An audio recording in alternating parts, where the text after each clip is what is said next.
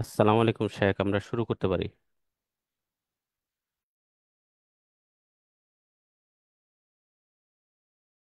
السلام عليكم ورحمة الله وبركاته. أعوذ بالله من الشيطان الرجيم. بسم الله الرحمن الرحيم. يا أيها النبي اتق الله ولا تطع الكافرين والمنافقين. إن الله كان عليما حكيما. اتبع ما يوحى إليك من ربك. إن الله كان بما تعملون خبيرا. توكل على الله وكفى بالله وكيلا. ما جعل الله لرجل من قلبين في جوفه وما جعل أزواجكم اللائي تظاهرون منهن أمهاتكم وما جعل أدعياءكم أبناءكم ذلكم قولكم بأفواهكم والله يقول الحق وهو يهدي السبيل. اللهم صل على محمد وعلى آل محمد كما صليت على إبراهيم وعلى آل إبراهيم إنك حميد مجيد. اللهم بارك على محمد وعلى آل محمد كما باركت على إبراهيم وعلى آل إبراهيم إنك حميد مجيد.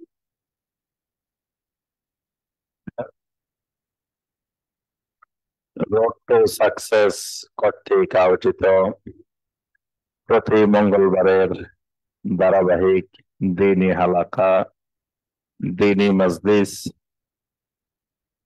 এই মজলিসে আল্লাহ রাব্বুল আলামিন আমাদেরকে নির্দিষ্ট সময়ে একত্রিত হওয়ার এবং আল্লাহ রাব্বুল আলামিনের নাজিলকৃত কালামে হাকিম থেকে কয়েকটি আয়াতে কারিমার সংক্ষিপ্তভাবে তাফসীর করার এবং শোনার যে মহান রব্বুল আলামিন আমাদেরকে তৌফিক দিয়েছেন, সে মহান রব্বুল আলামিনের শুকর আদায় করি। সকলে বলি আলহামদুলিল্লাহ। সম্মানিত ভাই ও বোনেরা, আলহামদুলিল্লাহ আমরা ধারাবাহিক রোড টু সাকসেসে কোরআনে কারিমের যে সূরা থেকে আমরা তাফসীর করছি, গত তাফসীরে আমরা যে সূরাটি আলোচনা করেছি সূরাটি ছিল সূরা আস-সাজদা। আজকে যে সূরা থেকে আমাদের তাফসীর হবে সূরাটির নাম হলো সূরা আল আহজাব। সূরাতুল আহজাবের আজকে প্রথম পর্বের তাফসীর হবে ইনশাআল্লাহ।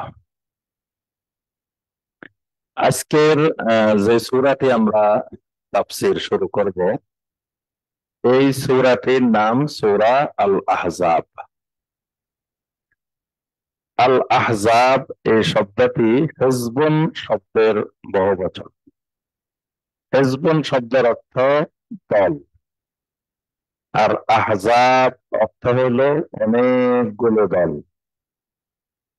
তো এই সূরাকে সূরাতুল আহজাব নামকরণ করা হয়েছে বিশেষ করে গাজওয়াতুল আহজাব বা গাজওয়ায়ে খান্দক, যেটিকে আমরা খন্দকের যুদ্ধ বলে থাকি।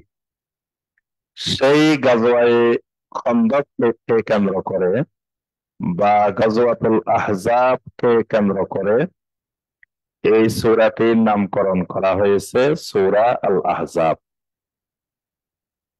তো এই গাজওয়াটিকে, এই যুদ্ধটিকে, খন্দকের যুদ্ধকে কেন গাজওয়ায়ে আহজাব বলা হয়?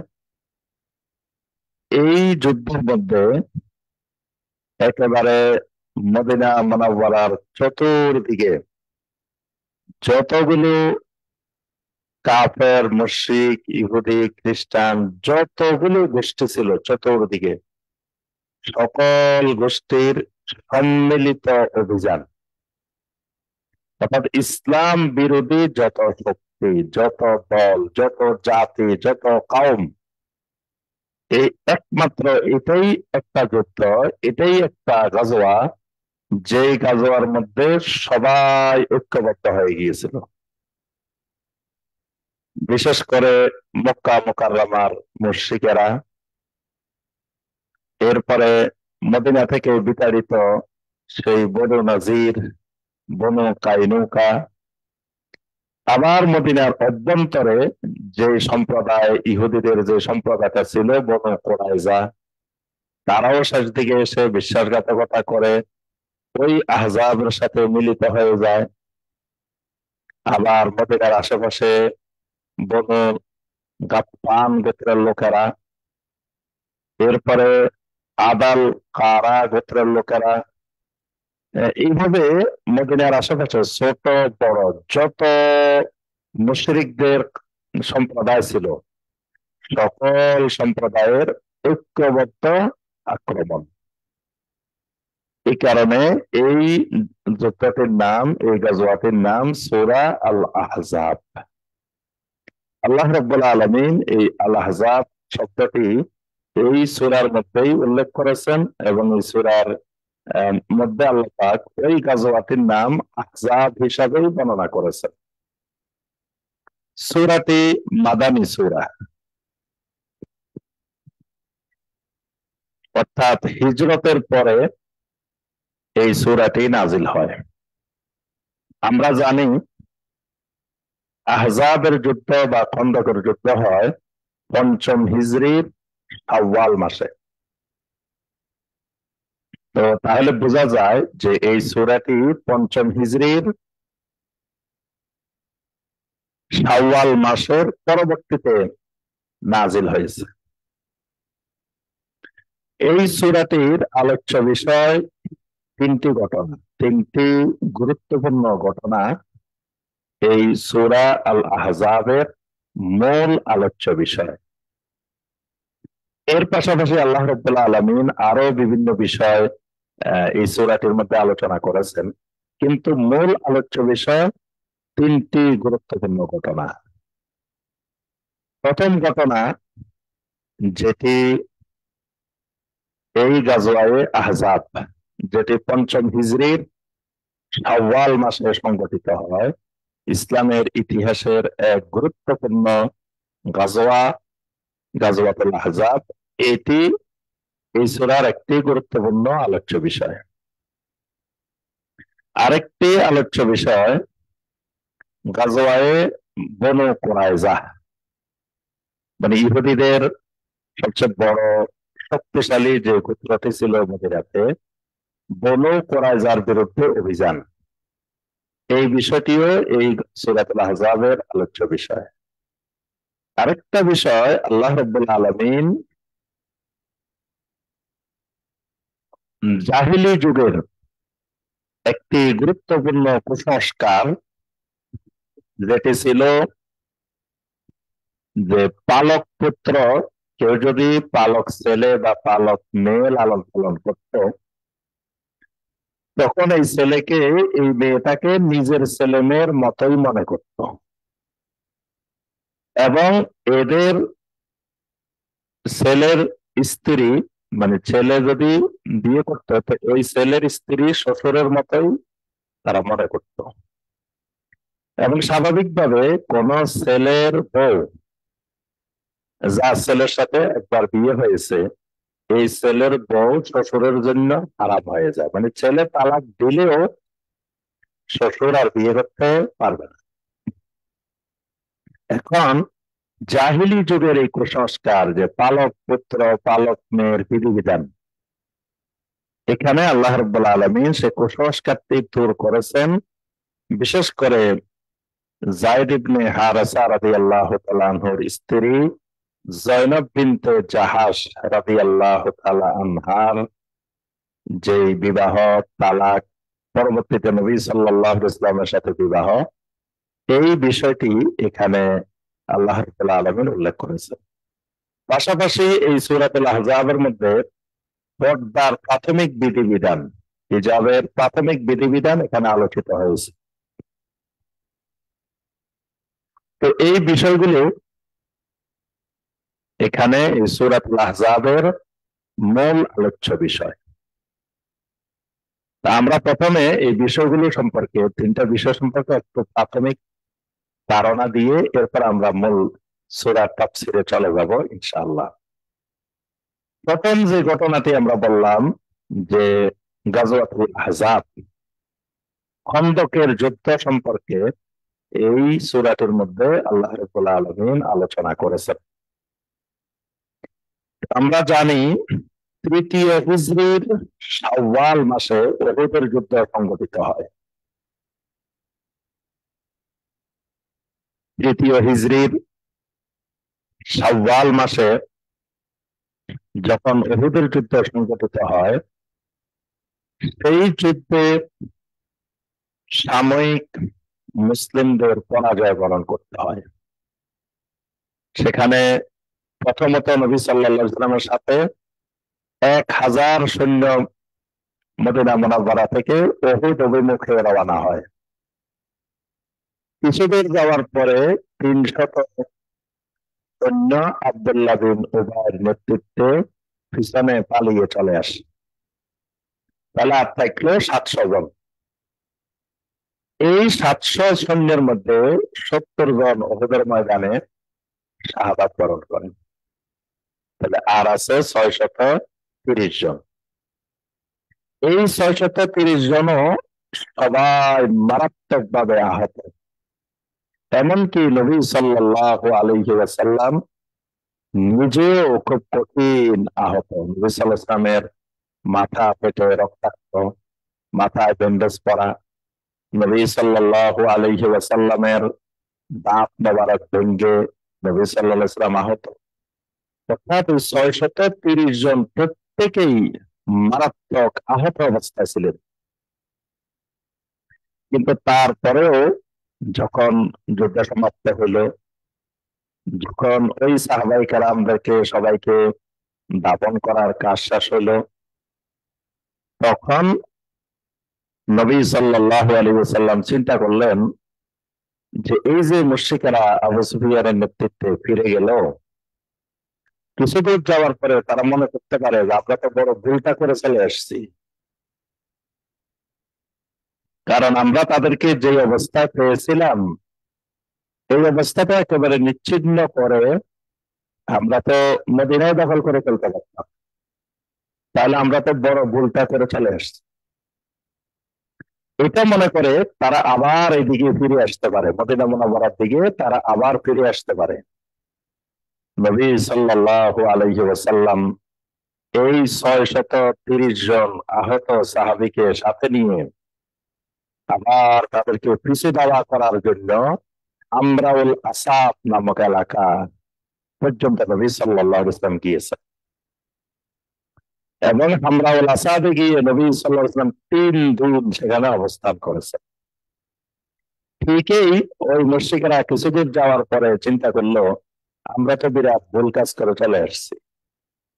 আমরা তো চাইলেও মদিনা মুনাওয়ারা দখল করে ফেলতে পারতাম, সব নিয়ে নিতে পারতাম, তা আমরা তো বিশাল একটা ভুল করে চলে আসছি। তারা চিন্তা করলো আবার আমরা যাই, আবার আক্রমণ করি। তখন তাদের কাছে খবর আসলো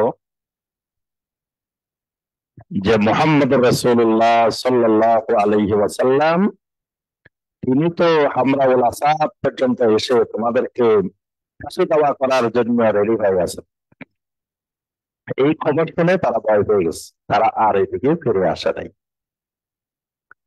কিন্তু নবী সাল্লাল্লাহু আলাইহি ওয়াসাল্লামের এই হামরাউল আসাদ থেকে ফিরে আসার পরে এই উহুদের সাময়িক পরাজয়ের কারণে চতুর্দিক থেকে যতগুলা ইহুদি, খ্রিস্টান, তারপরে মুশরিক যত সম্প্রদায় ছিল সবগুলো মনে করলো যে মোহাম্মদ সাল্লাল্লাহু আলাইহি ওয়াসাল্লাম এবং তার সাহাবীরা দুর্বল হয়ে গেছে, এখনই তাদেরকে দমন করা, ধ্বংস করার এখনই সময়।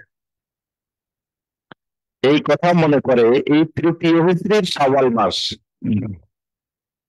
আর খন্দকের যুদ্ধ পঞ্চম হিজরির শাওয়াল মাস, মানে মাঝখানে 2 বছর, এই 2টা বছরে নবী সাল্লাল্লাহু আলাইহি ওয়াসাল্লামকে অসংখ্য অভিযানের মোকাবেলা করতে হয়েছে। অনেকগুলো কঠিন কঠিন পরিস্থিতি নবী সাল্লাল্লাহু আলাইহি ওয়াসাল্লামকে সম্মুখীন হতে হয়েছে। এইগুলো পার করতে করতে করতে করতে যখন এই পঞ্চম হিজরির শাওয়াল মাস এসে গেল, এখন আরবের মক্কার মুশরিকেরা বিশেষ করে তাদেরকে উদ্বুদ্ধ করেছিল মদিনা থেকে বিতাড়িত বনু নজির। বনু নজিরের ষড়যন্ত্র যখন প্রবল আকার ধারণ করে, নবী সাল্লাল্লাহু আলাইহি ওয়াসাল্লাম তাদেরকে মদিনা থেকে বের করে দিয়েছিলেন এবং তাদেরকে 1 সপ্তাহ পর্যন্ত অবরোধ করে রেখেছিলেন। অবরোধের পরে তারা মদিনা ছাড়তে রাজি হয়। তো নবী সাল্লাল্লাহু আলাইহি ওয়াসাল্লাম বলছিলেন 3 ব্যক্তি 1 ওটের বোঝাই পরিমাণ মালামাল নিয়ে তোমরা মদিনা ছেড়ে চলে যাবে, বাকি সম্পত্তি এখানে মদিনা পড়ে থাকবে। এই যে বনু নজিরকে মদিনা মুনাওয়ারা থেকে বের করা হলো, এরা বাহিরে গিয়ে বিশাল ভূমিকা পালন করে, একেবারে মদিনার চতুর্দিকে যতগুলো গোত্র আছে সবগুলো গোত্রকে একত্রিত করে ফেলছে। মানে সবার দ্বারে দ্বারে, সবার এলাকায় এলাকায় ঘুরে ঘুরে ঘুরে ঘুরে যে আর মোহাম্মদ সাল্লাল্লাহু আলাইহি সাল্লামকে, মদিনা মুনাওয়ারা মুসলিমদেরকে, সাহাবায়ে কেরামদেরকে আর সময় দেওয়া যাবে না, সবাই ঐক্যবদ্ধ হয়ে আসো অভিযান চালাই। তো এভাবে করে মক্কার মুশরিকেরা বিশাল এক বাহিনী নিয়ে মদিনা মুনাওয়ারা অভিমুখে রওনা দেয়। নবী সাল্লাল্লাহু আলাইহি ওয়াসাল্লামের কাছে খবর আসলো আল্লাহ রাসূল সাল্লাল্লাহু আলাইহি ওয়াসাল্লাম 3000 সাহাবীকে সাথে নিয়ে, নবী সাল্লাল্লাহু আলাইহি ওয়াসাল্লাম চিন্তা করে দেখলেন মদিনার 3টা ধরতি আল্লাহ রাব্বুল আলামিন মানে প্রাকৃতিক ভাবে পাহাড়, পর্বত, ঘন বাগান, গাছপালা দিয়ে এমন ভাবে মদিনাটাকে বেষ্টন করে রাখছেন, ওদিক থেকে কোন শত্রু বাহিনী মদিনায় ঢোকা সম্ভব না। মানে এটা আল্লাহ সুবহানাহু ওয়া তাআলা এমন একটি জায়গা আল্লাহ খলিলের জন্য বাছাই করেছেন, যে জায়গাটা 3 দিক থেকে সৃষ্টিগতভাবে নিরাপদ। মানে এই 3 দিক থেকে কোন শত্রু বাহিনী চাইলেই ঢুকতে পারবে না। তো ঢুকার একটা মাত্র দিক, সেই দিকটা হলো সালা পর্বতের পিছন দিকে, বর্তমানে যেখানে মসজিদে নববী, মসজিদে নববী থেকে একেবারে কাছাকাছি। এই সালাহ পর্বতের পিছন দিয়ে একটা রাস্তা আছে, একটা গিরিপথ আছে। এই পথ দিয়েই একমাত্র কোন শত্রু বাহিনী চাইলে মদিনা মুনাওয়ারাতে ঢুকতে পারে। নবী সাল্লাল্লাহু আলাইহি ওয়াসাল্লাম এই 3000 সাহাবীকে সাথে নিয়ে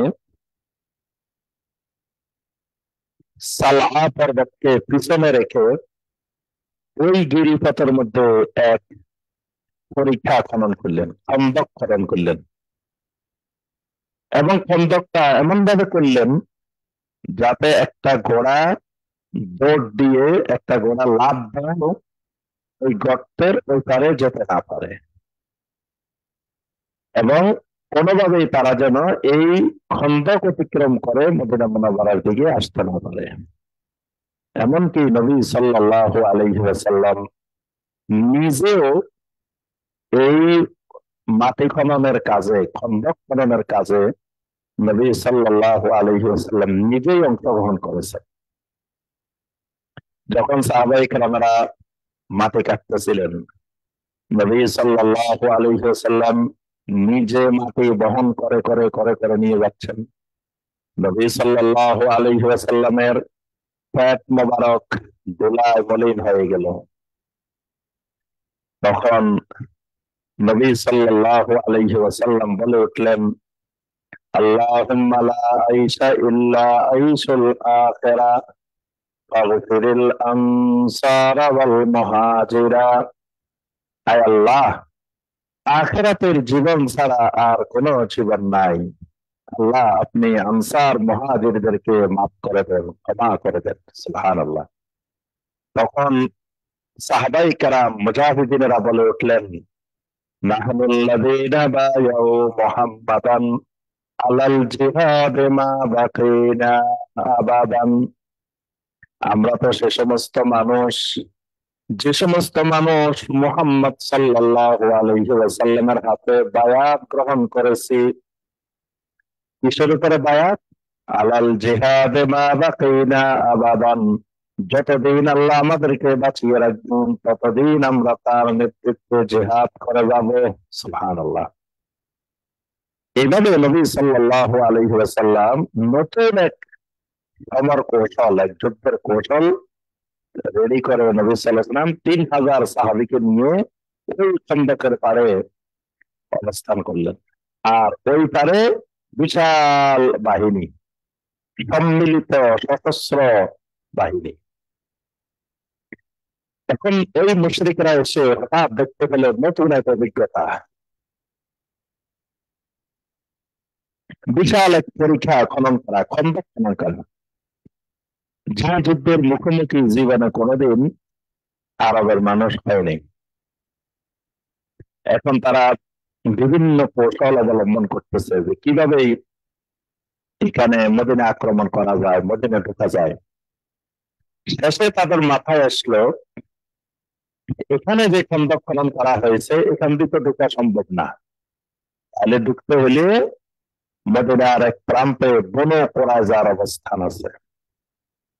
তাহলে বনু কুরাইজাকে যদি আমরা আমাদের সাথে নিয়ে আসতে পারি তাহলে ওই জায়গা দিয়ে আমরা ঢুকে যেতে পারবো। এখন ইহুদিদের কোন নজিরের বড় নেতা হুয়াই বিন আখতাব, তাকে পাঠানো হলো, তুমি গিয়ে বনু কুরাইজাকে রাজি করাও। হুয়াই বিন আখতাব প্রথমে গেলেন, যাই বললেন যে আমরা সারা পৃথিবীর সমস্ত শক্তিকে ঐক্যবদ্ধ করেছি, তোমরা শুধু একটা গোত্র বাকি আছো, তোমরা আমাদের সাথে যোগ দাও, তাহলে এই মুসলিম বাহিনী নিচ্ছিন্ন হয়ে যাবে। বনু কুরাইজা প্রথমে বলল না, আমাদের সাথে মুহাম্মদ সাল্লাল্লাহু আলাইহি সাল্লামের সাথে চুক্তি আছে, আমরা এই চুক্তি ভঙ্গ করতে পারবো না। হুয়াই বিন আখতাব বলল, আরে চুক্তি রাখো, চুক্তি দিয়ে কিছু হবে না। আর এই তো মুহাম্মদ সাল্লাল্লাহু আলাইহি সাল্লাম এবং মুসলিমদের এবার যদি আমরা পরাজিত করতে না পারি তার কোনোদিন পরাজিত করতে পারবো না। শেষ পর্যন্ত এদের ভিতরে চুক্তি ভঙ্গ করার একটা প্রবণতা দেখা দেয়। নবী সাল্লাল্লাহু আলাইহি ওয়াসাল্লামের কাছে খবর আসলো। নবী সাল্লাল্লাহু আলাইহি ওয়াসাল্লাম কয়েকজন সাহাবীকে, সাদ ইবনে মুআজ, সাদ ইবনে উবাদা, আব্দুল্লাহ বিন রাওয়াহা রাদিয়াল্লাহু তাআলা আনহুম, তাদেরকে পাঠালেন, যাও খবর নিয়ে আসো বনু কুরাইজার কি অবস্থান। গিয়ে দেখলেন যে বনু কুরাইজা বিশ্বাসঘাতকতার দ্বার প্রান্তে। তাদেরকে গিয়ে বললো, কি অবস্থা, তোমরা কি করতেছো? বলে যে লা আকদা বাইনানা ওয়া বাইনা মুহাম্মদ ওয়ালা আহদা।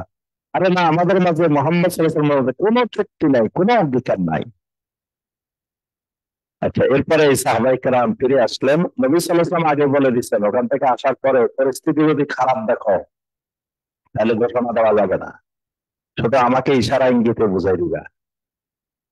আর যদি দেখো পরিস্থিতি ভালো, তাহলে জোরে ঘোষণা দিবে একবার সবার সামনে। তো তারা দেখলেন পরিস্থিতি খুব খারাপ, এসে নবী সাল্লাল্লাহু আলাইহি সাল্লামকে শুধু দুটা শব্দ উচ্চারণ করছেন, তারা আর কিছু বলেন নাই। সাহাবায়ে কেরাম ওখান থেকে এসে বলছেন আবাল ওয়াকারা, শুধু দুটা শব্দ বলছেন নবী সাল্লাল্লাহু আলাইহি ওয়াসাল্লাম, আবাল ওয়াকারা। আবাল একটা গোত্রের নাম, কারা একটা গোত্রের নাম, এই দুটা দুটা গোত্রের নাম। এই দুটার সাথে একটা মর্মান্তিক ঘটনা ঘটছে। নবী সাল্লাল্লাহু আলাইহি সাল্লামের কাছে এই দুই গোত্রের লোকেরা আসলো, আসে বলল, ইয়া রাসূলুল্লাহ সাল্লাল্লাহু আলাইহি ওয়াসাল্লাম, আমরা তো আমাদের গোত্রের লোকেরা সব মুসলিম হয়ে গেছি, কিন্তু আমরা তো এলেম কালাম নাই, দিন বুঝি না, ইমান বুঝি না, তাওহীদ বুঝি না। আপনি কয়েকজন বিশিষ্ট আলেমকে আমাদের সাথে একটু দেন, তারা আমাদের এলাকায় গিয়ে দিন শিখাবে। নবী সাল্লাল্লাহু আলাইহি ওয়াসাল্লাম 6 জন বড় বড় আলেম সাহাবীকে এদের সাথে দিয়ে দিছিলেন। দেওয়ার পরে কিছুদিন নিয়ে জেদ্দার নিকটবর্তী, বর্তমানে জেদ্দা যে এলাকায়, এই জেদ্দার নিকটবর্তী রাগত একটা এলাকা আছে, রাজি এবং রাগত এলাকা, এই এলাকার মাঝামাঝি নিয়ে ওই এলাকার বনু হুজাইল গোত্র, ওই এলাকায় বসবাস করে বনু হুজাইল। বনু হুজাইল গোত্রকে এই 6 জন সাহাবীর উপরে লেলিয়ে দিছে। 4 জন সাহাবীকে তারা হত্যা করে ফেলছে, এবং বড় আলেম সাহাবী, আর 2 জনকে তারা মক্কায় নিয়ে গোলাম হিসাবে বিক্রি করে দিচ্ছে। এই যে মর্মান্তিক ঘটনাটা ঘটছে, এই ঘটনাটা ঘটাইছে আদল এবং কারা ভিতরে। তো এখানে সাহাবীরা এসে শুধু নবী সাল্লাল্লাহু আলাইহি ওয়াসাল্লামকে বলছেন আদল ওয়া কারা, মানে ওরা যে ঘটনাটা ঘটাইছে বনু কুরাইজাও ঠিক একই ঘটনা ঘটাতে যাচ্ছে। নবী সাল্লাল্লাহু আলাইহি ওয়াসাল্লাম বুঝে গেছে ঘটনা কি। এমন সময় আল্লাহ পাক এক ব্যক্তিকে তৈরি করে দিলেন, যার নাম হলো নাঈম ইবনে মাসউদ রাদিয়াল্লাহু তাআলা আনহু। এই সাহাবী তো বললেন, ইয়া রাসূলুল্লাহ সাল্লাল্লাহু আলাইহি ওয়াসাল্লাম, আমি, আমাকে যদি একটু অনুমতি দেন, আমি একটা কাজ করতে পারি। আমি যে মুসলিম হয়েছি এটা এখনো বনু কুরাইজা বা এরা এখনো জানে না। আমি গিয়ে এই বনু কুরাইজার সাথে ওদের সাথে একটা পাতল ধরাই দিতে পারি আমি, আমাকে অনুমতি দেন। নবী সাল্লাল্লাহু আলাইহি ওয়াসাল্লাম অনুমতি দিলেন। নাঈম ইবনে মাসউদ রাদিয়াল্লাহু তাআলা বলেন, গিয়ে বলেন, তোমরা আমাকে বিশ্বাসঘাতকতা করতেছো, খবরদার। বনু কুরাইজাকে বললেন যে তোমরা এই মদিনাতে থাকতে হবে, আর ওরা তো সব বাইরের থেকে আসছে, তাহলে ওরা পরাজয় হোক যাই হোক চলে যাবে, তো তোমাদের অবস্থা কি হবে পরবর্তীতে? সুতরাং তোমরা বিশ্বাসঘাতকতা করিও না, আর ওদেরকেও বিশ্বাস করিও না। ওরা মদিনা দখল করলে তোমাদেরকেও নিচ্ছিন্ন করে দিবে। তো তোমরা বলো যে তোমাদের সাথে চুক্তি করতে হলে তোমাদের 20 জন লোককে আমাদের কাছে বন্দী রাখো। এই কথা বলার পরে ওরা সরে গেছে, ওরা বলে না না, আমরা একজন বন্ধু, তোমরা আমাদেরকে বিশ্বাস করতে পারতেছো না, তো হবে কেমনে? আবার ওদেরকে গিয়ে বলছে যে শোনো, যে মনে করা যাকে তোমরা বিশ্বাস করিও না, মনে করা যায় দেখো তোমাদের 20 জন চাইছে, আরো পাইলে এরা কিন্তু মোহাম্মদ সাল্লাল্লাহু আলাইহি ওয়াসাল্লামের সাথে চুক্তি করা, তোমাদেরকে নিচ্ছিন্ন করার ফাঁদ এরা ইয়া করতেছে, ওদেরকে ভয় লাগা দিচ্ছে। এইভাবে দুই দিকে করার পরে তাদের মাঝে আর চুক্তিটা হয় নাই। এই জন্য নবী সাল্লাল্লাহু আলাইহি ওয়াসাল্লাম বলেছেন, আল হারবু খেদা, যুদ্ধ হইল একটা প্রকার ময়দান, মানে এখানে ধোঁকা দেওয়াটা জায়েজ ইসলামের জন্য, আল্লাহর দ্বীনের জন্য। এখন মনে করা যার এদিকে আর হয় নাই, তো এইদিকে নবী সাল্লাল্লাহু আলাইহি ওয়াসাল্লাম 25 দিন অবস্থান করলেন এই খন্দকের পাড়ে। 25 দিন পরে একদিন সকাল বেলা হঠাৎ করে এমন ঝড়ে বাতাস এবং বৃষ্টি এমন ভাবে আসছে, তাদের তাবু, তাদের সবকিছু ছিন্ন ভিন্ন করে, এবং তাদের একজনকে আরেকজনের সাথে মানে আঘাত করতেছে, মানে একজনকে বাতাসে এনে আরেকজনের গায়ে ফেলতেছে। এইভাবে ঘোড়া চলে গেছে একদিকে, ওরা চলে গেছে আরেকদিকে, কে কোথায় গেছে মানে নিচ্ছিন্ন হয়ে গেছে একেবারে। এই জন্য নবী সাল্লাল্লাহু আলাইহি ওয়াসাল্লাম বলেছেন, নুসিরতু বিসসাবা, আল্লাহ রাব্বুল আলামিন আমাকে একটা পূর্ব দিকের বাতাস, এই মৃদুমন্দ এই বাতাস দিয়ে আল্লাহ আমাকে সাহায্য করেছিলেন। মানে বাতাস আমাদেরকে সাহায্য করেছিল, আর আদ জাতিকে বাতাস ধ্বংস করে দিয়েছিল, আযাব নাযিল হয়ে বাতাস দিয়ে ধ্বংস হয়েছে, আর আমাদেরকে আল্লাহ পাক বাতাস দিয়ে সাহায্য করছে। এরপরে এই 25 দিন পরে এই বিশাল সম্মিলিত বাহিনী আবার পালিয়ে যায়। এর মাধ্যমে আল্লাহ পাক এই গজওয়ায়ে খন্দকে আল্লাহ পাক মুমিনদেরকে বিজয় দান করে। যুদ্ধের পরেই নবী সাল্লাল্লাহু আলাইহি ওয়াসাল্লাম ঘরে এসেই মাত্র ঢুকছেন, খন্দক যুদ্ধের পরেই সাথে সাথে জিবরীল আলাইহিস সালাম বলছেন, ইয়া রাসূলুল্লাহ সাল্লাল্লাহু আলাইহি ওয়াসাল্লাম, আপনার এখন আর বসে থাকার সময় নাই, ঘরে যুদ্ধের অস্ত্র রাখা যাবে না, কাপড় চোপড় ফেলা যাবে না, এখনই আপনাকে মনে করা যায় চলে যেতে হবে। নবী সাল্লাল্লাহু আলাইহি ওয়াসাল্লাম আলী রাদিয়াল্লাহু তাআলার নেতৃত্বে একটা বাহিনী পাঠিয়ে দিয়েছেন, যাও বলো কুরাইশাকে বলো যে মদিনা ছেড়ে যেন চলে যায়। এখন মুনাফিকরা যায় ওদেরকে বলতেছে, খবরদার তোমরা তাদের কথা শুনিও না, তোমরা মদিনা ছেড়ে যাইবা না, আমরা তোমাদের সাথে আছি, তোমাদের উপরে কিছু করলে পুরা মদিনার চতুর্দিকের লোকেরা তোমাদেরকে সহযোগিতা করবে। আর এরা মনে করছে আলী রাদিয়াল্লাহু তাআলা একটু ভয় দেখাতে এসছে, কিন্তু আলী রাদিয়াল্লাহু তাআলার পরেই পুরা খন্দকের বাহিনী এখানে চলে আসছে। তাদেরকে ঘেরাও করা হলো, 1 সপ্তাহ ঘেরাও করে রাখা হয়েছে। এরপরে তারা আত্মসমর্পণ করে এবং তারা বলল যে আমাদের বিচারটা সাদ ইবনে মুআজ রাদিয়াল্লাহু তাআলা আনহু আমাদের যে বিচার করবেন আমরা ওই বিচারটা মেনে নিব। কারণ সাদ ইবনে মুআজ আউস গোত্রের নেতা। আউস গোত্রের সাথে বনু কুরাইজা প্রাচীন কাল থেকে একটা বন্ধুত্বের সম্পর্ক আছে। এই জন্য মনে করছে যে সাদ ইবনে মুআজ রাদিয়াল্লাহু তাআলা আনহু বিচার করলে বিচারটা তাদের পক্ষে যাবে। কিন্তু পরবর্তীতে দেখা গেল সাদ ইবনে মুআজ রাদিয়াল্লাহু তাআলা আনহু বিচার করলেন যে তাদের সবাইকে, পুরুষদেরকে হত্যা করা হবে আর নারীদেরকে দাসীতে পরিণত করা হবে। এই বিচারের রায় কার্যকর করা হয়েছে। এর মাধ্যমে বনু কুরাইজার প্রায় অবসান। আরেকটা বিষয় আমরা বলছি সূরার আলোচ্য বিষয়, সেটা হলো জয়নব বিনতে জাহাশ রাদিয়াল্লাহু তাআলা আনহার বিয়ে এবং বিয়ে পরবর্তী ঘটনা। প্রথম কথা, জয়নব বিনতে জাহাশ নবী সাল্লাল্লাহু আলাইহি ওয়াসাল্লামের ফুফাতো বোন, কুরাইশ বংশীয় মেয়ে। এখন নবী সাল্লাল্লাহু আলাইহি ওয়াসাল্লাম যায়েদ বিন হারেসাকে বিয়ে করাবেন। এখন বিয়ে করাবেন, কোথায় করাবেন? প্রস্তাব দিলেন জয়নব বিনতে জাহাশ রাদিয়াল্লাহু তাআলা আনহার জন্য। জয়নব বিনতে জাহাশ রাদিয়াল্লাহু তাআলা আমার মা, ভাই সবাই বললেন না, এই বিয়ে হবে না, আমরা কুরাইশ বংশের মানুষ, কুরাইশ বংশের মেয়ে, আর যায়েদ বিন হারেসা একটা গোলাম, তার সাথে তো বিয়ে হয় না। এখন পরবর্তীতে তারা জানতে পারলো যে এই প্রস্তাব পাঠিয়েছেন নবী সাল্লাল্লাহু আলাইহি ওয়াসাল্লাম। তখন তারা বললেন আল্লাহ রসুল যদি প্রস্তাব পাঠায় তো এই প্রস্তাব প্রত্যাখ্যান করার সুযোগ দুনিয়ার কোন ইমানদারের নাই। তারা মেনে নিলেন। মেনে নেওয়ার পরে বিয়ে হয়ে গেল, কিন্তু এই যে কুফু মিলে নাই, তাদের দুজনের মধ্যে কুফু হয় নাই। এখন তাদের পরিবারে অশান্তি লেগেই আছে, তাদের মধ্যে বনিবনা হয় না, তাদের মধ্যে দাম্পত্য জীবনে শান্তি আসে না। এক সময় এসে নবী সাল্লাল্লাহু আলাইহি ওয়াসাল্লাম তাদের দুজনের মধ্যে বিবাহ বিচ্ছেদ করাই দিলেন। কিন্তু বিবাহ বিচ্ছেদের পরে এখন আল্লাহ রাব্বুল আলামিন নবী সাল্লাল্লাহু আলাইহি ওয়াসাল্লামকে নির্দেশ দিলেন যেন নবী সাল্লাল্লাহু আলাইহি ওয়াসাল্লাম যেন জয়নব বিনতে জাহাশকে বিবাহ করে দেন। এখন নবী সাল্লাল্লাহু আলাইহি ওয়াসাল্লাম চিন্তা করলেন যে তিনি যদি জয়নব বিনতে জাহাশকে বিবাহ করেন তাহলে চতুর্দিকে মুনাফিকরা বিভিন্ন ভাবে রটাই দিবে যে দেখো মুহাম্মদ সাল্লাল্লাহু আলাইহি ওয়াসাল্লাম তার ছেলের বউকে বিয়ে করে ফেলছে।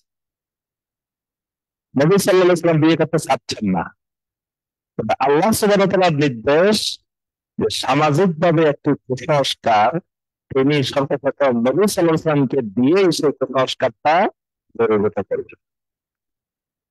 এরপরে নবী সাল্লাল্লাহু আলাইহি ওয়াসাল্লামের সাথে জয়নব বিনতে জাহাশ রাদিয়াল্লাহু তাআলা আনহার বিবাহ হয়। এখন বিবাহের পরে মুনাফিকরা চতুর্দিকে এইভাবেই মিথ্যা অপবাদ রটাই দিল, এবং নবী সাল্লাল্লাহু আলাইহি ওয়াসাল্লাম এখন এই অপবাদ শুনে একেবারে হতভম্ব হয়ে গেলেন, নিরাশ হয়ে গেলেন। আল্লাহ রাব্বুল আলামিন নবী সাল্লাল্লাহু আলাইহি ওয়াসাল্লামকে লক্ষ্য করে এখানে জয়নব বিনতে জাহাশের বিবাহ সম্পর্কিত বিষয়গুলো সূরা আল আহজাবের মধ্যে আলোচনা করেছেন। তাহলে আমরা তিনটা বিষয় প্রাথমিকভাবে আমরা সূরার শুরুতে আগে ধারণা দিয়ে রাখলাম, যাতে আয়াতগুলো বুঝতে আমাদের সুবিধা হয়। একটা হলো গজওয়ায়ে আহজাবের ঘটনা, খন্দকের যুদ্ধের ঘটনা। একটা হলো বনু কুরাইজার অভিযানের ঘটনা। আর একটা হলো জয়নব বিনতে জাহাশ রাদিয়াল্লাহু তাআলা আনহার বিয়ের ঘটনা।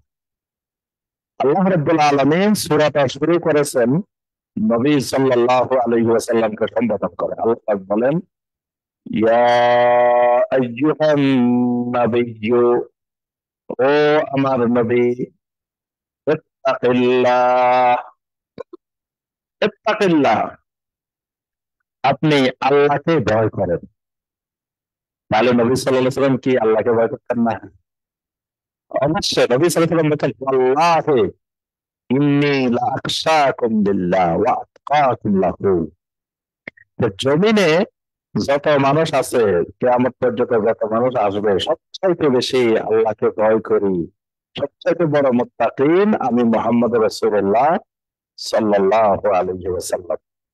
কিন্তু তারপরেও আল্লাহ পাক বলছেন, ইয়া আইয়ুহান নাবিয়্যু তাকিল্লাহ, ও নবী, আপনি আল্লাহকে ভয় করেন, আল্লাহর তাকওয়া আপনার মধ্যে অর্জন করেন। তো এই কথাটা কেন বলছেন? এই কথাটা এজন্য বলছেন যে এই যে কাফের মুশরিকেরা মুনাফিকেরা চতুর্দিকে কি বলে আপনাকে, আপনি এগুলোর দিকে তাকানো যাবে না। আপনি এসব দিকে না তাকিয়ে আপনি আল্লাহকে ভয় করেন। ওয়ালা তুতিল কাফিরিনা ওয়াল মুনাফিকিন, আর আপনি কাফেরদের এবং মুনাফিকদের অনুসরণ করবেন না, আনুগত্য করবেন না। অর্থাৎ আপনি তো ভয় করবেন একমাত্র আল্লাহকে। তাহলে মুনাফিকেরা কি বলে, কাফেরেরা কি বলে, ওইদিকে তো আপনার তাকানো দরকার নাই। বিশেষ করে এই ঘটনাটা ওই যে জয়নব বিনতে জাহাশ রাদিয়াল্লাহু তাআলা আনহার বিবাহ, নবী সাল্লাল্লাহু আলাইহি ওয়াসাল্লাম ভয় করতেছেন যে আমি যদি এখন এই বিবাহটা করি, মুনাফিকেরা কাফেরেরা তো আমার বিরুদ্ধে এত বেশি দুর্নাম রটাতে থাকবে চারিদিকে, এটা আমি সহ্য করবো ঠিক না। তা আল্লাহ পাকের জন্য বলছেন, ইয়া আইয়ুহান নাবিয়্যু ইত্তাকিল্লাহ। মুনাফিকেরা কাফেরেরা কি বলে এটা আপনার দেখার বিষয় না। আপনার বিষয় হলো ইত্তাকিল্লাহ, আপনি আল্লাহকে ভয় করেন। ইন্নাল্লাহা কানা আলীমান হাকীমা, আল্লাহ রাব্বুল আলামিন মহা জ্ঞানী, মহা প্রজ্ঞাময়। অর্থাৎ আল্লাহ রাব্বুল আলামিন যে বিধানগুলি দেন, এগুলো আল্লাহ পাক আলিম হিসাবে দেন, মানে কে কি করবে না করবে কি হবে সব আল্লাহ কিন্তু জানেন। আল্লাহ সুবহানাহু ওয়া তাআলার ইলমে আছে। এই জন্য আল্লাহ পাক স্মরণ করা দিচ্ছেন, আলিমা, আমি আল্লাহ হলাম আলিম, হাকিমা, আমি আল্লাহ হিকমত ওয়ালা, মহা প্রজ্ঞাময়। সুতরাং প্রত্যেক হুকুমের পিছনে আমার বড় হিকমা নিহিত আছে। ওয়াত্তাবি মা ইউহা ইলাইকা মির রাব্বিক, আপনার রবের পক্ষ থেকে আপনার কাছে যা ওহী করা হয়, আপনি ওই ওহীর ইত্তেবা করেন, ওহীর অনুসরণ করেন। এটা দ্বারা আল্লাহ পাক শুধু নবীকে না, কিয়ামত পর্যন্ত সকল ইমানদারকে আল্লাহ পাক নির্দেশ দিচ্ছেন যে পৃথিবীর মানুষ দুই ভাগে বিভক্ত, একটা হলো ইত্তেবাউল হাওয়া আর একটা হলো ইত্তেবাউল ওহী। পৃথিবীর মানুষ কেউ হাওয়ার অনুসরণ করে, আবার কেউ ওহীর অনুসরণ করে। আল্লাহ পাক বলছেন ইমানদারদেরকে ওয়াত্তাবি' মা ইউহা ইলাইকা মির রাব্বিক। ও নবী, আপনার রবের পক্ষ থেকে আপনার কাছে যা ওহী করা হয়, ওই ওহীর আপনি ইত্তেবা করেন, ওই ওহীর আপনি অনুসরণ করেন। ইন্নাল্লাহা কানা বিমা তা'মালুনা খাবীরা। অবশ্যই আল্লাহ রাব্বুল আলামিন তোমরা যা কিছু করো এর খবর রাখেন। তোমরা যা কিছু করো, যা আমল করো, এই সব কিছুর ব্যাপারে আল্লাহ রাব্বুল আলামিন খবর রাখেন। তিনি খবীর। তাওয়াক্কাল আলাল্লাহ, আর আল্লাহর উপরে তাওয়াক্কুল করেন, আল্লাহ রাব্বুল আলামিনের উপরে ভরসা করেন। ওয়াকাফা বিল্লাহি ওয়াকিলা, আর ওয়াকিল হিসাবে, অভিভাবক হিসাবে আল্লাহ রাব্বুল আলামিন আপনার জন্য যথেষ্ট। মা জাআলাল্লাহু লিরাজুলিন মিন কালবাইনি ফি জাওফিহি। আল্লাহ রাব্বুল আলামিন কোন মানুষের জন্য তার ভিতরে দুটি অন্তর রাখেন নাই। আল্লাহ রাব্বুল আলামিন কোন ব্যক্তির জন্য, কোন মানুষের জন্য তার ভিতরে দুটি অন্তর রাখেন নাই। মানে দুটি অন্তর রাখেন নাই মানে যে একই অন্তরে আল্লাহকেও জায়গা দিবে, আল্লাহকেও ভয় করবে, কাফের মুনাফিককেও ভয় করবে। এরকম এক ব্যক্তির মধ্যে আল্লাহ দুইটা অন্তর রাখেন নাই। এক ব্যক্তির মধ্যে অন্তর একটাই, এবং এই অন্তরে একজনকে জায়গা দিতে হবে। এই কারণে আল্লাহ পাক বলছেন যে আল্লাহ পাক কোন মানুষের মধ্যে দুটি অন্তর রাখেন নাই। وما جعل أزواجكم اللائي تظاهرون منهن أمهاتكم। আর তোমাদের স্ত্রীদের যাদের সাথে তোমরা জিহার করো, তারা কোনোদিন তোমাদের মা হতে পারে না। মানে জাহিলি যুগে জিহারের যেই সিস্টেম, যে কোনো ব্যক্তি তার স্ত্রীকে রাখবে না, স্ত্রীকে তালাক দিয়ে দিবে, তো তখন স্ত্রীকে বলতো যে আনতে আলাইয়া কাজাহার উম্মি, যে তুমি তো আমার কাছে যে আমার মায়ের মতো। এই মায়ের মতো বললে তালাক হয়ে যেত। এটা জাহিলি যুগের কুসংস্কার। পরবর্তীতে আল্লাহ পাক বলছেন না, যে এরকম জেহার করলে কাফারা দিলে হবে, জেহারের মাধ্যমে তালাক হবে না। এখানে আল্লাহ পাক বলছেন তোমরা তোমাদের স্ত্রীদের সাথে জেহার করলে এই কথা মনে করিও না যে স্ত্রীরা তোমাদের মা হয়ে যাবে। স্ত্রীরা কোনোদিনও তোমাদের মা হবে না। ওয়ামা জাআলা আদিয়াকুম আবনাআকুম, আর কোন পালক ছেলে লালন পালন করলে সেটিও কোনোদিন তোমাদের প্রকৃত ছেলে হবে না। কোন ছেলেকে, মেয়েকে লালন পালন করলে তোমরা, সেটা তোমাদের প্রকৃত ছেলের মতো হবে না। যালিকুম কাউলুকুম বিআফওয়াহিকুম, এগুলা তো হলো এমন কথা যেগুলা তোমরা মুখে মুখে বলো। এগুলা এমন কিছু কথাবার্তা যেগুলো তোমরা এমনি সামাজিক ভাবে বলো, যে জেহার হলে বলো যে এটা মার মতো হয়ে গেছে। তারপরে তারপরে লালন পালন করলে, কোন সন্তান লালন পালন করলে তোমরা মনে করো এটা তোমাদের সন্তান হয়ে গেছে। এগুলো হলো তোমাদের মুখের কথাবার্তা। ওয়াল্লাহু ইয়াকুলুল হাক্কা ওয়া হুয়া ইয়াহদিস সাবিল, আর আল্লাহ রাব্বুল আলামিন যেটা বলেন সেটাই হক। আল্লাহ রাব্বুল আলামিন যে বিধান দিবেন ওটাই একমাত্র হক, ওটাই একমাত্র সত্য। ওয়া হুয়া ইয়াহদিস সাবিল, আর তিনি বান্দাকে সঠিক রাস্তাটা প্রদর্শন করেন, সঠিক রাস্তা তিনি একমাত্র দেখান। উদউহুম লিআবাইহিম,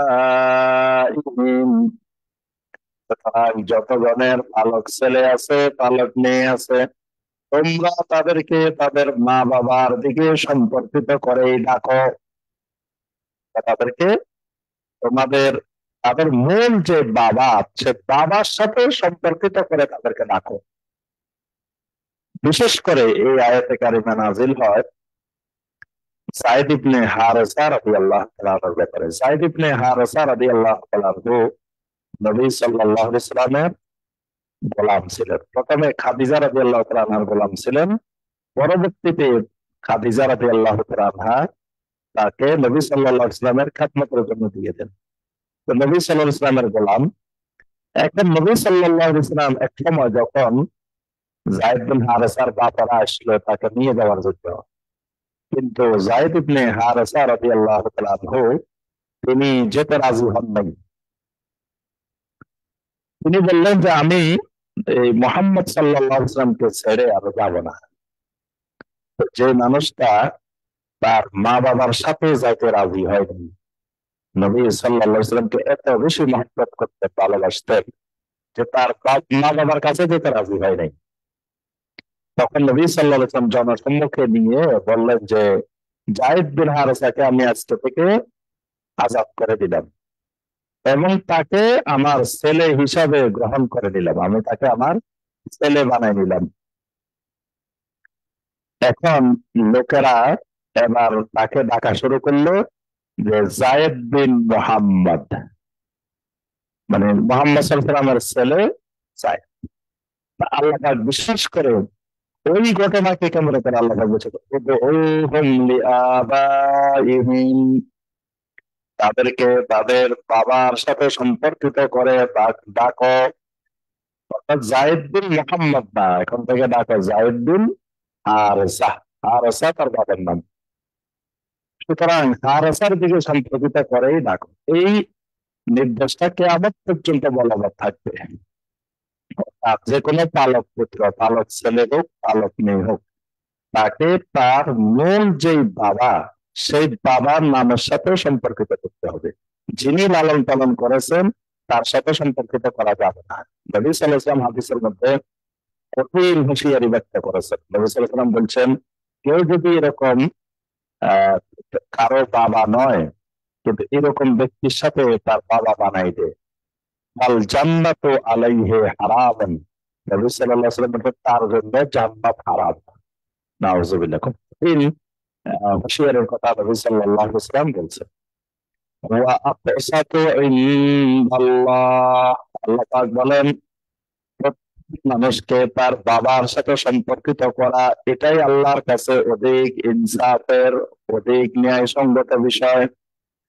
فإن لم تعلموا آباءهم فإخوانكم في الدين, তোমরা যদি তাদের বাবার সম্পর্কে না জানতে পারো, বাবার পরিচিতি নেই, তারপরেও আরেকজনের সাথে সম্পর্কিত না করে فإخوانكم في الدين, তারা তোমাদের দিনী ভাই, তাও তাকে আরেকজনের নামের সাথে সম্পর্কিত করা যাবে না। তার বাবার নাম না জানা গেলে তিনি তোমাদের দিনী ভাই।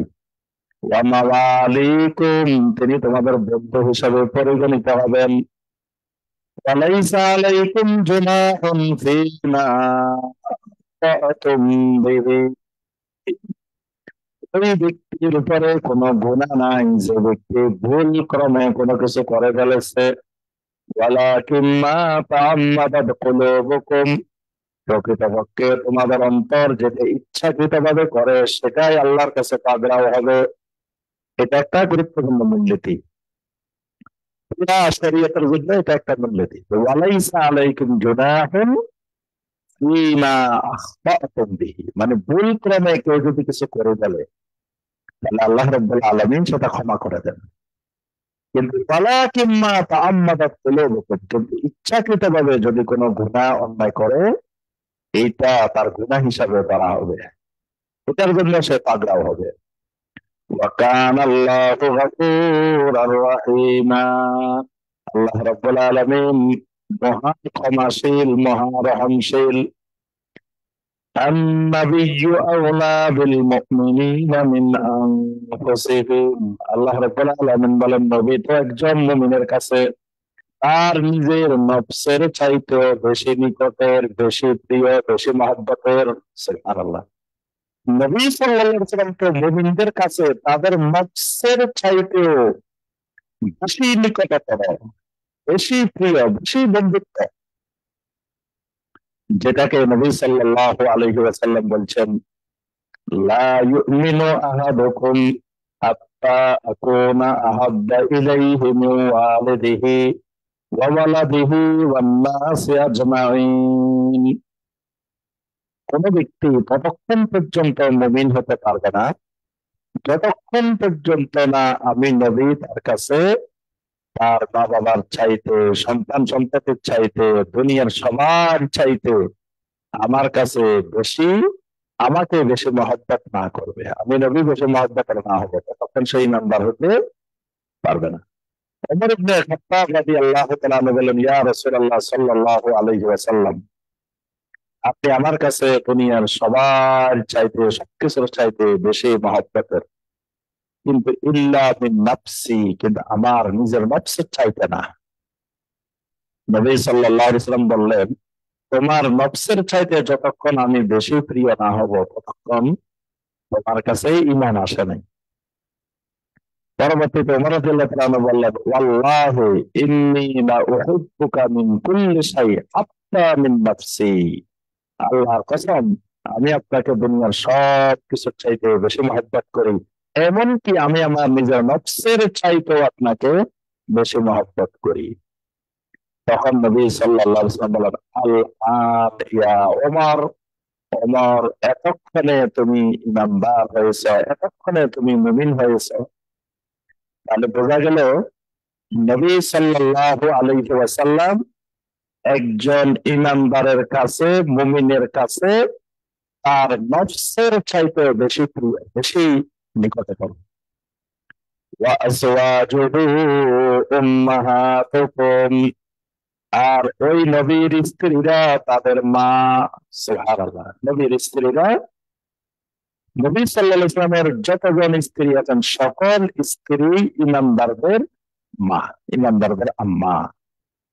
তাহলে আল্লাহ রাব্বুল আলামিন এখানে কোরআন কারীমের আয়াত নাজিল করে ফরজ করে দিয়েছেন যে নবী সাল্লাল্লাহু আলাইহি ওয়াসাল্লামের স্ত্রীরা ইমানদারদের মা হিসাবে পরিগণিত হবেন।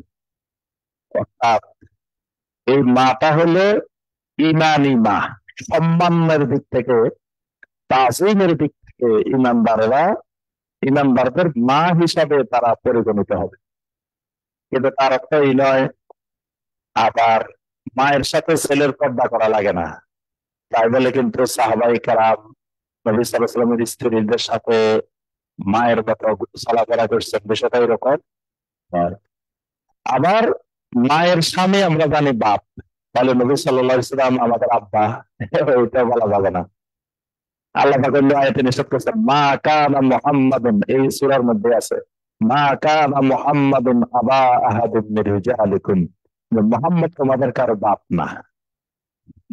তাহলে এই মাটা হলো সম্মানজনক, আল্লাহর পক্ষ থেকে নির্ধারিত, এবং এটার দ্বারা আল্লাহ পাক নবী সাল্লাল্লাহু আলাইহি ওয়াসাল্লামের পরে নবী সাল্লাল্লাহু আলাইহি ওয়াসাল্লামের স্ত্রীদেরকে কেউ বিবাহ করা হারাম করে দিয়েছেন। আরো অনেকগুলো মাসালা মাসাইল এই উম্মাহাতুহুমের সাথে জড়িত আছে। তো এই কারণে নবী সাল্লাল্লাহু আলাইহি ওয়াসাল্লামের স্ত্রীরা আমাদের মা হবেন, কিন্তু আমাদের বাংলাদেশে দেখা যায় নবী সাল্লাল্লাহু আলাইহি ওয়াসাল্লামের মেয়েকেও মা ডাকে, বলে যে মা ফাতেমা, মা ফাতেমা। হ্যাঁ, নবী সাল্লাল্লাহু আলাইহি ওয়াসাল্লামের মেয়েরা আমাদের মা না, নবী সাল্লাল্লাহু আলাইহি ওয়াসাল্লামের মেয়েরা আমাদের বোন। মুমিনা হিসাবে সকল ইমানদার নারীরা আমাদের বোন। তো এই হিসাবে ফাতেমা রাদিয়াল্লাহু তাআলা আনহা তিনি আমাদের বোন। কিন্তু বাঙালিরা ডাকতে মারাত্মক এখানে গুনাহের কাজ করে, যে ফাতেমা রাদিয়াল্লাহু তাআলা আনহাকে মা ফাতেমা, মা ফাতেমা বলে। আর বিশেষ করে ওই যে মা ফাতেমার জারি, এই মা ফাতেমার জারির কারণে বাংলাদেশে খুব প্রসিদ্ধি পেয়ে গেছে, সবাই বলে যে মা ফাতেমা, মা ফাতেমা। আল্লাহ পাক আমাদেরকে হেফাজত করেন। এরপর আল্লাহ পাক বলেন, ওয়া উলিল আরহাম বা'দুহুম আওলা বিবা'দিন ফি কিতাবিল্লাহি মিনাল মুমিনিনা ওয়াল মুহাজিরিন। আল্লাহ রাব্বুল আলামিন বলেন, মুমিনদের চাইতে, মুহাজিরিনদের চাইতে আল্লাহর কিতাবের নির্ধারিত বিধান অনুযায়ী নিকট আত্মীয়রা একজন আরেকজনের কাছে প্রাধান্য পাবে। অর্থাৎ সাধারণ একজন মুমিনের চাইতে, সাধারণ একজন মুহাজিরের চাইতে যারা নিকট আত্মীয় তারা একজন আরেকজনের কাছে বেশি হকদার। ইল্লা আন তাফআলু ইলা আউলিয়াইকুম মারুফা, যদি তোমাদের বন্ধুদের সাথে তোমরা সুন্দর আচরণ করবে, ভালো আচরণ করবে, কিন্তু যারা তোমাদের নিকট আত্মীয় তারা তোমাদের কাছে বেশি হকদার থাকবে। وكان ذلك في الكتاب مسطورا, এই সবগুলো বিধিবিধান আল্লাহর কিতাবের মধ্যে লিপিবদ্ধ অবস্থায় আছে। وإذا أخذنا من النبيين ميثاقهم, আর আমি ওই অঙ্গীকারের কথা স্মরণ করেন যে অঙ্গীকারটা আমি সমস্ত নবীদের থেকে নিয়েছিলাম। ওয়ামিনকা, আপনার থেকে এই অঙ্গীকার আমি নিয়েছি। ওয়ামিন নূহিন, নূহের থেকেও নিয়েছি। ওয়া ইব্রাহিমা, ইব্রাহিম থেকেও নিয়েছি। ওয়া মূসা, মূসার থেকেও নিয়েছি। ওয়া ঈসা ইবনে মারইয়ামা, ঈসা ইবনে মারইয়াম থেকেও নিয়েছি। ওয়া আখাযনা মিনহুম মিসাকান গালিযা, তাদের থেকে খালি অঙ্গীকার নিই নাই, কঠিন অঙ্গীকার আমি গ্রহণ করেছি। সুবহানাল্লাহ। তাহলে এই অঙ্গীকারটা কিসের অঙ্গীকার? এই অঙ্গীকারটা হলো তাওহীদের অঙ্গীকার, যেটা সূরা সূরার মধ্যে আল্লাহ পাক বলছেন যে আমি সমস্ত নবীদের থেকে নির্দেশ দিয়েছি, ওয়াসাইনা, ওসিয়ত করেছি, আন আকিমুদ্দিন, তোমরা দিন কায়েম করো। দিন কায়েম করো মানে তাওহীদ কায়েম করো। এই সমস্ত নবীদের থেকে আমি এই অঙ্গীকার গ্রহণ করেছি যে সমস্ত নবীরা জমিনে কাজ করবে আমার তাওহীদকে প্রতিষ্ঠা করার জন্য, তাওহীদকে কায়েম করার জন্য। এমনকি খালি আপনার অঙ্গীকার না, লিয়াস আলাস সাদিকিনা আন সিদকিহিম, যেন সত্যবাদীরা তাদের সত্যবাদিতার ব্যাপারে জিজ্ঞাসিত হয়। অর্থাৎ সাদিকিন মানে ইমানদার, ইমানদারের আরেক নাম সাদিকিন। তাহলে তাওহীদ ওয়ালারা যেন তাদের তাওহীদ সম্পর্কে আল্লাহর কাছে জিজ্ঞাসিত হবে। অর্থাৎ এটা একটা কঠিন অঙ্গীকার যে এই দায়িত্ব সঠিকভাবে পালন করা হয়েছে কিনা, এটাও আল্লাহ পাক তাদের কাছ থেকে জবাবদিহি করবে। وأعد للكافرين عذابا أليما, আর কাফেরদের জন্য আল্লাহ রাব্বুল আলামিন কঠিন বেদনাদায়ক শাস্তির ব্যবস্থা উল্লেখ করে রেখেছেন। এরপরে 9 নম্বর আয়াতে কারিমা থেকে আল্লাহ রাব্বুল আলামিন এই খন্দকের আহজাবের যুদ্ধের বর্ণনা শুরু করেছেন। ইনশাআল্লাহ আমরা পরবর্তী তাফসিরে এই 9 নম্বর আয়াত থেকে সূরা আল আহজাবের আহজাবের যে ঘটনা বলি এখান থেকে আমরা তাফসির করবো ইনশাআল্লাহ। আল্লাহ রাব্বুল আলামিন আমাদের সবাইকে সঠিকভাবে কোরআন কারিমের এই আয়াতগুলোর আলোকে আমল করার, আল্লাহ রাব্বুল আলামিন আমাদের সবাইকে দ্বীনকে সঠিকভাবে বোঝার, জানার, মানার আল্লাহ পাক তৌফিক দান করুন। আমিন ইয়া রাব্বাল আলামিন। দুটি প্রশ্ন আছে, আমরা সংক্ষেপে প্রশ্নগুলোর উত্তর দিয়েই আমাদের আজকে তাফসীর শেষ করব ইনশাআল্লাহ। আকিকার পশু কি কোনো এতিমখানায় দিয়ে দেওয়া যায় নাকি নিজেরাই পশু জবাই করে দিতে হয়? 7 দিনের ভিতর নবজাতকের চুল কাটা কি জরুরি? দেরি করে কাটলে কোনো অসুবিধা আছে কি? প্রথম কথা, আকিকা মানে হলো শুধু রক্ত প্রবাহিত করা। আকিকা মানে প্রবাহিত করা। তো আকিকার যে পশুটা, এই পশুটা জবাই করলেই আকিকা আদায় হয়ে যায়, রক্ত প্রবাহিত করলেই হয়ে যায়। সেটা আমরা নিজেও জবাই করতে পারি, অন্য কেউ জবাই করতে পারে, যে কেউ জবাই করতে পারে। মানে এই শিশুটাকে কেন্দ্র করে, শিশুটাকে উদ্দেশ্য করে আহ একটা পশু জবাই করে দিলেই ওই শিশুটার আকিকা হয়ে যায়। এরপরে এবার এই পশুর গোশতটা কে খাবে না খাবে এটা জরুরি বিষয় না। এটা চাইলে আমি পুরাটা গোশত এতিমখানায় দান করে দিতে পারি, চাইলে আমি নিজেও খেতে পারি, চাইলে আত্মীয় স্বজনকে দিতে পারি, চাইলে গরিব মিসকিনকে দিতে পারি। এটা আবার নিজেদের ব্যাপার। তো এই কারণে আপনি এতিমখানায় দিয়ে দিলে কোনো অসুবিধা নেই। আবার সব এতিমখানা না দিয়ে আপনি নিজেও কিছু খাইলেন,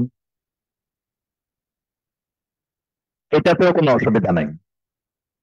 তবে এতিমখানা দেওয়ার সময় খেয়াল রাখতে হবে যে এটা এতিমখানা দেওয়ার পরে আসলে এটা জবাই করছে কিনা, নাকি তারা বিক্রি করে দিছে। বাংলাদেশে অনেক প্রতারণা করা হয়, দেখা গেছে এতিমখানায় দিয়ে চলে গেছে, পরে তারা এটা জবাইও করে নাই, খাওয়া নাই, এতিমদেরকে দেয় নাই, এটা বিক্রি করে দিছে। তো তাহলে বিক্রি করে দিলে তো তার হাকিকা কেমনে হবে? এই জন্য যেখানেই দেন, মানে এটা জবাই করা হয়েছে এটা নিশ্চিত হতে হবে, এটা নিশ্চিত হলে এটা হয়ে যাবে। আর চুল কাটা এটাও নবজাতকের জন্য একটি সুন্নত। এই চুল কাটাটা সপ্তম দিবসে করাটা সুন্নাহ। এখন কোনো কারণে যদি ওজর থাকে, মানে অনেক বাচ্চাদের দেখা যায় ডাক্তার বলে যে এখন চুল কাটলে তার শারীরিক সমস্যা হতে পারে, ঠান্ডা লাগতে পারে, কোনো সমস্যা হতে পারে, তো তার যদি 7 দিনের পরেও কাটে, তো এই ক্ষেত্রে শরীরে কোনো অসুবিধা নেই। তবে সুন্নাহ হলো স্বাভাবিক অবস্থা থাকলে, কোনো অসুবিধা না থাকলে সপ্তম দিবসে চুল কাটাটাই সুন্নাহ। হক সম্পর্কে জানতে চাই যে হক মানে অধিকার। তো অধিকার দুই ধরনের, আল্লাহ সুবহানাহু ওয়া তাআলার হক, বান্দার হক। বান্দার উপরে আল্লাহর অধিকার হলো বান্দা আল্লাহর ইবাদত করবে তাওহীদের ভিত্তিতে, আল্লাহর সাথে কাউকে শরীক করবে না। সুতরাং শিরিক মুক্ত যতগুলো ইবাদত আছে সবগুলো ইবাদত আল্লাহর হক। আর বান্দার হক বলতে আল্লাহ রাব্বুল আলামিন বান্দার সাথে সম্পর্কিত যে অধিকারগুলো ফরজ করেছেন, যেমন মা বাবার অধিকার আল্লাহ ফরজ করেছেন, তারপরে ছেলে মেয়ের অধিকার ফরজ করেছেন, স্বামী স্ত্রীর অধিকার ফরজ করেছেন, তারপরে আত্মীয় স্বজনের অধিকার ফরজ করেছেন, প্রতিবেশীর অধিকার ফরজ করেছেন, এতিম মিসকিন অসহায় এদের অধিকার ফরজ করেছেন। এগুলো হলো বান্দার হক। তো হক আদায় না করলে এটা জুলুম, আল্লাহর হক না আদায় করলে এটা সবচেয়ে বড় জুলুম, জুলমে আজিম, শিরক। আর বান্দার হক যদি আদায় না করা হয় সেটাও জুলুম, এবং সেই জুলুম বান্দা ক্ষমা না করলে আল্লাহ রাব্বুল আলামিন ক্ষমা করেন না। আল্লাহ রাব্বুল আলামিন আমাদের সবাইকে যথাযথ আল্লাহর হক, বান্দার হক জানার তৌফিক দান করুন, দিনকে সঠিকভাবে জানার, বোঝার, আমল করার তৌফিক দান করুন। আমিন ইয়া রাব্বাল আলামিন। সুবহানাকা আল্লাহুম্মা বিহামদিকা আশহাদু আল লা ইলাহা ইল্লা আনতা আস্তাগফিরুকা ওয়া আতুবু ইলাইক। আসসালামু আলাইকুম ওয়া রাহমাতুল্লাহি ওয়া বারাকাতুহু।